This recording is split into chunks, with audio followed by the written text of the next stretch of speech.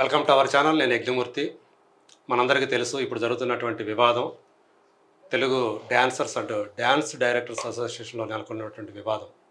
So Johnny master మీద ఎవరైతే ఇప్పుడు ప్రస్తుతం ప్రెసిడెంట్గా ఉన్నారో ఆ జానీ మాస్టర్ మీద, అలాగే ఇప్పుడు పాలక వర్గం మీద, అలాగే గతంలో ఉన్న పాలక వర్గం మీద కూడా ఒక సీనియర్ డాన్సర్ అయినటువంటి జి సతీష్ అని ఆయన ఆరోపణలు చేశారు. సో తను వ్యక్తిగతంగా టార్గెట్ చేశారని జానీ మాస్టర్ తను చేయని తప్పుకి ₹1,00,000 పెనాల్టీ కింద ఇంపోజ్ చేశారని, తను కట్టనందుకు కాను తన మీద రకరకాలుగా వేధింపులు గురి చేస్తున్నారని, 5-6 నెలలుగా తనకు పని లేదని, ఒకవేళ ఎవరైనా డ్యాన్స్ మాస్టర్ తనకు పని ఇస్తే వాళ్ళకి ఫోన్లు చేసి తనకు పని లేకుండా చేస్తున్నారని చెప్పేసి, అలాగే ఇందులో ఈ అసోసియేషన్ సంబంధించి 5 కోట్ల ల్యాండ్ స్కామ్ కూడా జరిగిందని చెప్పి ఆయన చాలా తీవ్రమైనటువంటి ఆరోపణలు చేశారు. దానికి సంబంధించి మనకు వివరణ ఇవ్వడానికి ఇప్పుడు మన ముందు ప్రస్తుత పాలక వర్గంలో కార్యదర్శిగా ఉన్నటువంటి దేవర శ్రీను గారు ఉన్నారు. సో ఆయన ఏమంటారు ఈ వివాదం గురించి ఆయనతో మాట్లాడు. నమస్కారం శ్రీను గారు. నమస్తే అండి. సో ఇప్పుడు ఇదంతా కూడా కొంతకాలంగా జరుగుతున్నటువంటి మీ యూనియన్లో అసోసియేషన్ జరుగుతున్నటువంటి ఈ వివాదం ఇక్కడ దాకా ఎందుకు వచ్చిందంటారు అసలు? అంటే జానీ మాస్టర్ మీద ఆయన అంత తీవ్రమైన ఆరోపణలు వ్యక్తిగతంగా చేయటం, అలాగే ల్యాండ్ స్కామ్ అంటాం, 5 కోట్ల ల్యాండ్ స్కామ్ జరిగిందంటాం. పైగా ఆయన యాక్చువల్గా కొన్ని నెలల క్రితం, ఇది ఇప్పుడు కాదు, లేబర్ కమిషన్ కూడా ఆయన ఫిర్యాదు చేశారు. ఎందుకని వివాదం ఇక్కడ దాకా వచ్చింది? ఇక్కడ ఎవరిది తప్పంటారు? సార్, ఫస్ట్ ల్యాండ్ విషయానికి ముందు సతీష్ విషయం మాట్లాడదాం. సతీష్ విషయంలో ఫస్ట్ మేము చెప్పాల్సింది ఏంటంటే, ఒక యూనియన్ అంటే రూల్స్ అండ్ రెగ్యులేషన్స్. ఎందుకంటే యూనియన్లో ఒక సమూహం, ఒక వ్యక్తులు ఇంతమంది ఉంటారు, వాళ్ళందరినీ కంట్రోల్ చేయాలంటే కొన్ని రూల్స్ పెట్టుకోవాలి. అలా రూల్స్ కొంతమందికి ఒకలాగా అయితే చేయలేం, అందరికీ ఒకేలా చేయగలం. సార్, ఈ వ్యక్తి పైన ఏదైతే ఒక ప్రాబ్లం జరిగిందో, ఆ వ్యక్తి పైన ఏదైతే ఫైన్ వేసామో, ఇలాగే దీనికి ముందు కూడా జరిగిన విషయాలు ఉన్నాయి. వాళ్ళు అసోసియేషన్ మీద రెస్పెక్ట్ ఇచ్చి, ఆఫీస్ బ్యారర్స్ కమిటీ ఎవరైతే ఉన్నారో వాళ్ళ మీద రెస్పెక్ట్ ఇచ్చి కట్టేసి వర్క్ చేసుకుంటున్నారు. మేము తప్పు చేసాం, మేము ఫైన్ కట్టేస్తున్నాం, అసోసియేషన్కి రెస్పెక్ట్ ఎప్పుడు ఒకలాగే ఉంటుంది అని చెప్పేసి వాళ్ళు కట్టేసి వర్క్ చేసుకుంటున్నారు. తినేంటంటే అలా కాదంట. నేను అలా యాక్చువల్గా తను ట్రెజరర్గా పనిచేసినప్పుడు కూడా ఇలాంటి జరిమానాలు విధించడం, తను కట్టించుకోవడం కూడా జరిగింది. ఆయనకి క్లియర్గా తెలుసు, చాలా క్లియర్గా తెలుసు, ఇలాంటి ఒక ఫైన్లు ఉంటాయి, ఇది ఒక యూనియన్, ఒక రూల్స్ ఉంటాయి, ఇలాగ వెళ్తేనే కరెక్ట్, మనం యూనియన్కి రెస్పెక్ట్ ఇచ్చినట్టు ఆయనకి క్లియర్గా తెలుసు. అలాగా అన్నీ తెలిసినా కూడా ఏమంటారంటే, తన వరకు వస్తే తెలుస్తుంది బాధ అనేది ఇప్పుడు తన వరకు వచ్చింది. తన వరకు వచ్చిన తర్వాత తనకి ఇప్పుడు ఏమనిపిస్తుందంటే, నేను గతంలో లీడర్గా చేశాను, నేను ఎందుకు కట్టాలి, నాకు అంటే దాన్ని ఎక్స్ట్రా యాక్టివిటీ అనొచ్చాము. సీనియర్ కి జూనియర్ కి అందరికి ఒకటే రూల్ సార్. రూల్ అంటే రూలే. ఇక్కడ రూల్ అంటే రూల్ మాస్టర్ కి కొంచెం గౌరవం ఎక్కువ, మాస్టర్ కి గౌరవం ఇవ్వాలి. ఎందుకంటే తను ఒక మాస్టర్ గా ఉండి డాన్సర్స్ కి వర్క్ ఇస్తారు కాబట్టి డెఫినెట్ గా రెస్పెక్ట్ ఉంటుంది. మీరు అందరూ కూడా ఆయన మాస్టర్ అని పిలుచుకుంటారు, అందుకనే మాస్టర్ అని పిలుస్తున్నాం. యూనియన్ లో 2 కేటగిరీలు సార్, ఒకటి dancer, 2 dance master. Dance master అనేది పొజిషన్, డాన్సర్ అనేది వాళ్ళకి ఒక పొజిషన్ ఉంటుంది. ఒకప్పుడు డాన్సర్ గా చేసి తర్వాత డాన్స్ మాస్టర్ అయిన వాళ్ళు ఎక్కువ మంది ఉంటారు సార్. ఈ రోజు మా దగ్గర పెద్ద మాస్టర్లుగా ఉంటున్న జానీ మాస్టర్ కానీ, శేఖర్ మాస్టర్ కానీ, రఘు మాస్టర్ కానీ, గణేష్ మాస్టర్ కానీ, విజయ్ బెన్నీ కానీ, మన ఎవరు విజయ్ పోలాకి ఇప్పుడు ప్రెసెంట్ లీడ్లో ఉన్న మాస్టర్లు కానీ, భాను మాస్టర్ కానీ చాలా మంది ఉన్నారు. అందరూ మా దగ్గర డాన్సర్లుగా పనిచేసిన తర్వాత, అసిస్టెంట్గా పనిచేసిన తర్వాత కొరియోగ్రాఫర్లు అయ్యారు. వాళ్ళకి ఎంత రెస్పెక్ట్ ఇవ్వాలి? తిరిగి వాళ్ళ వలన మా యూనియన్లో ఉండే డాన్సర్లకి వర్క్ వస్తున్నప్పుడు మనం వాళ్ళకి ఎంత రెస్పెక్ట్ ఇవ్వాలి? అంత రెస్పెక్ట్ ఇచ్చినప్పుడే కదా మన యూనియన్ ఏంటో మనకు తెలుస్తుంది. సార్, నేను అంటే 1 సంవత్సరమో 2 సంవత్సరాలు 10 సంవత్సరాల్లో సంబంధించిన మ్యాటర్ కదా ఇది. 33 సంవత్సరాల చరిత్ర ఇది. సో అప్పుడు అన్ని తెలిసిన పర్సన్ కూడా ఆ విధంగా చేస్తే మనకి ఎలా అనిపిస్తుంది? సో అది కొంచెం మాకు కరెక్ట్ అనిపించలేదు. సో అంటే ఎవరికైనా ఒకటే శిక్ష, ఎవరికైనా ఒకటే రూలు, ఎవరికైనా ఒకలాగే జరగాలి అనేది మేము చేస్తున్నాం, అదే తను వేరే విధంగా ఆలోచిస్తున్నాడు. అది మాకు ఎందుకో కరెక్ట్ తను అనిపిస్తుంది. చేసింది తప్పే కదా అంటున్నాడు కదా. తప్పే కాదని ఎలా అంటాడు సార్?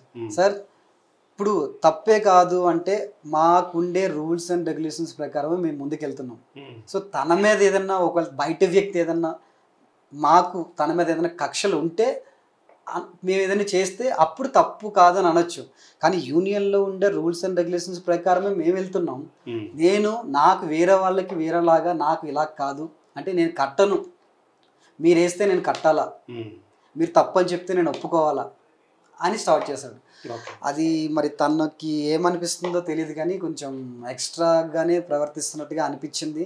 ఇంతవరకు యూనియన్లో ఏ సమస్య వచ్చినా యూనియన్లోనే సాల్వ్ చేసుకుంటాం, అలాంటిది ఫస్ట్ టైం తను పోలీస్ స్టేషన్కి వెళ్ళి మా మీద కంప్లైంట్ ఇవ్వడం జరిగింది ఆఫీస్ బ్యారెస్ పైన. తప్పని ఒప్పుకొని కూడా మళ్ళీ చెప్పినా కూడా మళ్ళీ ఈ విధంగా రూట్ మార్చి వెళ్తున్నాడు. అది ఎందుకో అంటే తను జానీ మాస్టర్ మీద చాలా తీవ్రమైనటువంటి ఎలిగేషన్ చేశారు. తను ప్రెసిడెంట్ అవటానికి 10 లక్షలు ఖర్చు పెట్టారని కూడా ఆయన ఎలిగేషన్ చేశారు. అంటే మెంబర్స్కి ఇచ్చారు తన ఓట్లు వేయించుకోవడం కోసమని. సార్ అది మెంబర్స్కి ఇవ్వడం కాదు సార్. ఫస్ట్ నేను ఆ టైంలో ఉన్నాను, నేను ఒక సెక్రటరీగా పోటీ చేశా, తను ప్రెసిడెంట్గా పోటీ చేశారు. ఇలా దాదాపు కంటెస్టెంట్లు ఒక 25 మెంబర్స్ వరకు ఉంటారు. అంటే ప్రెసిడెంట్లుగా ఒక 2, సెక్రటరీలుగా ఒక 4, క్యాషియర్లుగా ఒక ముగ్గురు, ఆ తర్వాత కమిటీ మెంబర్లుగా కొంతమంది, ఇలాగా కంటెస్టెంట్లు ఇంతమంది ఉంటారు. ఈయన ఏంటంటే ఆల్రెడీ కొంచెం ఫేమ్ ఉంది, ఏదన్నా మంచి చేయాలని ముందుకు వచ్చాడు ఎలక్షన్లో. దీని తర్వాత ఈయన ఏంటంటే భోజనం పెట్టడం తప్ప సార్. మామూలుగా 10 లక్షల్లో గెలిచిన రోజే, ప్రమాణ స్వీకారం చేసిన రోజు టోటల్గా డాన్స్ గెలిచిన తర్వాత ముందు కాదు గెలిచిన తర్వాత సార్, గెలిచిన తర్వాత అనే ఒక్కటి సెలబ్రేషన్ అయ్యింది. గెలవక ముందు కూడా తిను మన యూనియన్లో మెంబర్స్ అందరూ రండి, నేను ఒకటి చెప్పాలనుకుంటున్నాను, నేను ఒక కంటెస్టెంట్గా తీసుకోకుండా మొత్తం అందరూ రండి అన్న రోజు కూడా భోజనం పెట్టాడు సార్. అన్న రోజు కూడా భోజనం పెట్టి నేను చెప్పేది వినడానికి రండి, అంతేగాని నేను కంటెస్టెంట్గా పోటీ చేస్తున్నానని చెప్పేసి మీరు వచ్చి నేనేదో మీకు ఏదో చేస్తున్నానని చెప్పేసి మాత్రం రావద్దు, అందరిని ఇన్వైట్ చేసి ఒక ఫంక్షన్ హాల్ తీసుకొని ఆ రోజు కూడా భోజనం పెట్టాడు. సో అది కూడా ఖర్చే. సో దాన్ని వేరే విధంగా రాంగ్ పోర్ట్రేట్ చేయడం అనేది కొంచెం కరెక్ట్ అనిపించలేదు. అప్పుడు పెట్టి యాక్చువల్గా జానీ మాస్టర్ మీరు చెప్పేదాన్ని బట్టి ఒకరికి పెట్టే మనిషే కానీ ఒకరి దగ్గర నుంచి తీసుకునే మనిషి కాదు. అంతే సార్. అలాగే ప్రలోభ పెట్టే మనిషి కూడా కాదు డబ్బులతోటి. ఏం లేదు సార్ అట్లా. అదే. సో ఈయన ఏంటంటే నా మీద కమిటీకి 5,000 రూపాయలకు మించి ఫైన్ విధించే అధికారం లేదు, కానీ నా మీద ₹1,00,000 ఫైన్ వేశారు, అది కూడా చేయని తప్పుకి. నేను ఈ స్టేటస్లో పెట్టుకున్న ఏదైతే వీడియో ఉందో ఆ వీడియోలో నేను కమిటీ రూల్స్కి ఎగనెస్ట్గా దాంట్లో ఏమీ లేదు, అయినా కానీ నన్ను తీసేయమంటే తీసేసాను, అయినా కానీ నేను తప్పు ఒప్పుకున్నాను, అప్పుడు చెప్పాను నన్ను తీసేస్తానని చెప్పాను, అయినా కానీ నన్ను కక్షపూరితంగా ఇట్లా ₹1,00,000 ఫైన్ వేసి నాకు దాంతోపాటు పని లేకుండా చేస్తున్నారు. పని లేకుండా చేయకూడదు, నాకు ఎవరైనా పని ఇస్తే అఫీషియల్గా ఏమో గ్రూపులో ఏమో పని ఇవ్వండి అని పెడుతున్నారు, కానీ అన్అఫీషియల్గా వెనక నుంచి ఎవరైతే నాకు మాస్టర్లు పని ఇచ్చారో ఆ మాస్టర్ ఫోన్ చేసి వాళ్ళని ఇబ్బంది పెడుతూ నన్ను తీసేస్తారు. ఒకరోజు నేను అందులో చూసే ఉంటారు మీరు, బస్సు ఎక్కితే కూడా నన్ను బస్సు నుంచి దించేస్తారు, నీకు ఎవరు పని లేదు నీకు అని చెప్పేసి. సో ఇలాంటి అన్నీ కూడా నా మీద కావాలని కక్షపూర్తిగా చేస్తున్నారు అని చెప్పి ఆయన అంటున్నారు. కరెక్ట్ కాదు సార్ అది. ఎందుకు కరెక్ట్ కాదని చెప్తున్నానంటే క్లియర్ కట్గా ఇప్పుడు ఈయనలాగే తప్పు చేసిన వ్యక్తికి ఫైన్ ఈయనకి పడింది, ఇలాగే దీనికి ముందు తప్పు చేసిన వ్యక్తికి ఫైన్ పడింది, ఆయన కట్టేసి వర్క్ చేసుకుంటున్నాడు, ఈయన కట్టకుండా వర్క్ చేసుకుంటున్నాడు కాబట్టి కట్టేసి వర్క్ చేసుకోమంటున్నాం అంతే. ఓకే. ఇక్కడ ఏంటంటే అక్కడ ఫైన్ కట్టాడు ముందు పర్సన్, ఈ పర్సన్ కట్టకుండా వర్క్ చేసుకుంటాను అంటున్నాడు, కానీ వర్క్ ఆపడం అయితే ఎవరి వల్ల కాదు, ఎవ్వరు ఏం చేయలేదు సార్. అది ఓకే. వర్క్ ఆపేరు అని చెప్పడానికి కారణం ఏంటంటే ఆయన అసోసియేషన్ ఏదైతే రూల్ పెట్టారో ఆ రూల్ పాటించకుండా వర్క్కి వెళ్తానంటున్నాడు.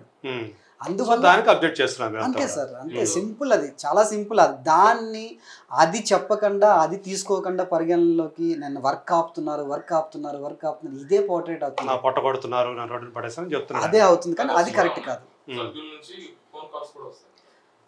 అది సార్. సో మరి ఇది ల్యాండ్ ఏంటి, ఏదో అంటే 5 కోట్లు కట్టాం మేము, ఇప్పటికి దానికి ఫిజికల్గా ల్యాండ్ ఉందా లేదా ఏ సభ్యుడికి కూడా తెలియదు అని చెప్పేసి అంటున్నాడు. ల్యాండ్ అనేది సార్ ఇప్పటికి 2018లో స్టార్ట్ అయింది సార్ ల్యాండ్. ఇది అసలు ల్యాండ్ కొనే పద్ధతిలో వెళ్తే ఎప్పుడో క్లియర్ అయిపోయేది. ల్యాండ్ ఏదైనా ఒక వస్తువు కొనే పద్ధతి ఒకటి ఉంటుంది, మన దగ్గర ఎంత ఉంది జేబులో, అక్కడ దానికి ఆ వస్తువుకి ఎంత ఇవ్వాలి అనేది ఒకటి ఉంటుంది. ఆ టైంలో ఉండే ప్రెసిడెంట్ సెక్రటరీలు కొంచెం మెంబర్స్ పైన ఏదన్నా చేద్దాం, ఏదో విధంగా లోన్స్, ఏదో విధంగా ఒక ఏమంటారు డొనేషన్స్ అవి క్రియేట్ చేసుకొని కట్టి తీసుకొద్దామా అని అనుకొని ఉండొచ్చు. ఆ టైంలో ఉన్న డబ్బుకి కాకుండా ఎక్కువ డబ్బుకి కొటేషన్ పెట్టుకొని 8,77,50,000 సార్. అది మీ దగ్గర ఉంది అంత లేదు, అంత లేదు మాకు ఆ రోజుకి 8,77,50,000కి 25 acres విత్ ఫెన్షింగ్లు అవి వేసి ప్లాటింగ్ చేసి ఇచ్చేయాలి. అది సైన్ చేసింది అనమాట అప్పుడుండే ప్రెసిడెంట్. అది అగ్రిమెంట్ ఎవ్రీ 2 years కి. ఆయన పేరు ఏమన్నారు, ఎవరితో చేయించుకున్నారు అగ్రిమెంట్? శ్రీధర్ రెడ్డి మాస్టర్ అనమాట ప్రెసిడెంట్ ఆ టైంలో. ఈయన త్రూ అవతల వ్యక్తి శ్రీశైలం యాదవ్ గారు, యాదవ్, నవీన్ యాదవ్ గారు అండ్ గొట్టుముక్కల సత్యవర్మ అండ్ ఓ కళ్యాణ్ కూడా ఉన్నారు ఆ టైంలో. సో వీళ్ళు మధ్యవర్తులు అన్నమాట. మాకు ల్యాండ్ ఎవరిది? ల్యాండ్ వచ్చేసి వేరే వాళ్ళది సార్. వీళ్ళు మధ్యవర్తులుగా ఉండి వాళ్ళ దగ్గర కొని మాకు అప్పచెప్పాలి. ఇది ఉండే ఒక కాంట్రాక్ట్ అనమాట. అంటే ఎవరైతే డీల్ చేసే ప్రధానమైన అంటే అది ఆ ల్యాండ్ రైతులది కావచ్చు, ఒక కంపెనీ రియల్ ఎస్టేట్ కంపెనీ వాటన్నిటిని కూడా తీసుకొని వాళ్ళ దగ్గర నుంచి అగ్రిమెంట్ మీకు ఇస్తారు. అలా ఏ కంపెనీ అది? శ్రీశైలం యాదవ్, సత్యవర్మదా? సత్యవర్మ గారు ప్లస్ శ్రీశైలం యాదవ్ గారు, నవీన్ యాదవ్ గారు, అందరూ ఉన్నారు సార్. పార్ట్నర్స్ అందరూ ఉన్నారు. సో ఆ టైంలో మేము వాళ్ళు అడిగిన డబ్బు ఏదైతే కరెక్ట్గా కోడ్ చేసిన అమౌంట్ ఉందో ఆ అమౌంట్ కట్టేసి మాకు రావాల్సిన 25 acres తీసేసుకొని ఉంటే అక్కడితో క్లోజ్ అయిపోయేది. ఫస్ట్ అంటే ఆ చిన్న ఒక మనీ కట్టడం ఎప్పుడైతే కొంచెం లేట్ అయిందో వాళ్ళు కూడా చూడడం కొంచెం, అంటే మేము కట్టిన అమౌంట్కి వాళ్ళు రైతుల దగ్గర ల్యాండ్ కొనడం, మాకు రిజిస్ట్రేషన్ చేయడం, ఇలా జరుగుతూ వస్తుంది. మా దగ్గర ఎంతవరకు ఉందో అంతవరకు కాకుండా ఇంకా తక్కువే వచ్చింది ల్యాండ్ మాకు. ప్రెజెంట్ స్టిల్ అది ప్రాబ్లం ఏంటంటే మేము కట్టిన 5 కోట్లకి రావాల్సిన ల్యాండ్ కాకుండా తక్కువ ల్యాండే వచ్చింది. యాక్చువల్గా 25 ఎకరాలు రావాలైతే మీకు ఇప్పుడు ఎంత చేతికి? ఇప్పుడు వరకు 9.5 వచ్చింది సార్. అంటే చాలా అంటే కట్టాల్సింది కోడ్ చేసింది 8,77,50,000 25 acresకి. కానీ ఇప్పుడు మేము కట్టింది 5 కోట్లే. సో ఇంకా ల్యాండ్ తగ్గుతుంది. అంటే మినిమం 15 ఎకరాలు ఇప్పుడు రావాలి సార్. 15 ఎకరాల్లో 9.5 వచ్చింది.